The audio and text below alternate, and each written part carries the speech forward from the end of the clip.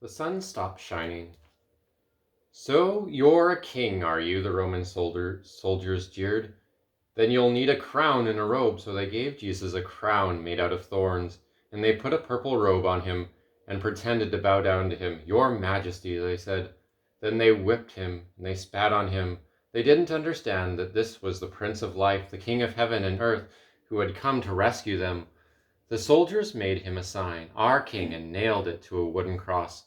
They walked up a hill outside the city. Jesus carried the cross on his back.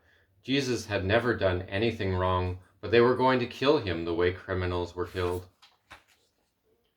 They nailed Jesus to the cross. "Father, forgive them," Jesus gasped. "So they don't understand what they're doing." "You say you've come to rescue us," the people shouted, "but you can't even rescue yourself." But they were wrong.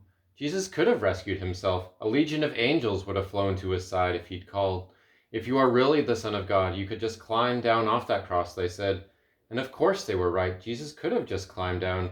Actually, he could have said a word and made it all stop, like when he healed that little girl and stilled the storm and fed 5,000 people. But Jesus stayed. You see, they didn't understand. It wasn't the nails that kept Jesus there, it was love. "Papa," Jesus cried, frantically searching the sky. "Papa, where are you? Don't leave me."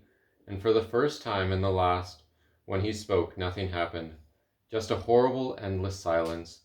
God didn't answer. He turned away from his boy.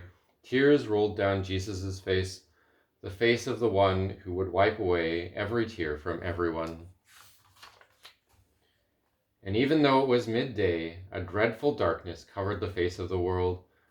The sun could not shine, the earth trembled and quaked, the great mountain shook, rocks split in two, until it seemed that the whole world would break, the creation itself would tear apart. The full force of the storm of God's fierce anger at sin was coming down on his own Son instead of his people. It was the only way God could destroy sin and not destroy his children whose hearts were filled with sin. Then Jesus shouted in a loud voice, "It is finished!" And it was. He had done it. Jesus had rescued the whole world. "Father," Jesus cried, "I give you my life." And with a great sigh, he let himself die. Strange clouds and shadows filled the sky, purple, orange, and black like a bruise. Jesus' friends carried Jesus. They laid Jesus in a new tomb carved out of rock. How could Jesus die? What had gone wrong? What did it mean?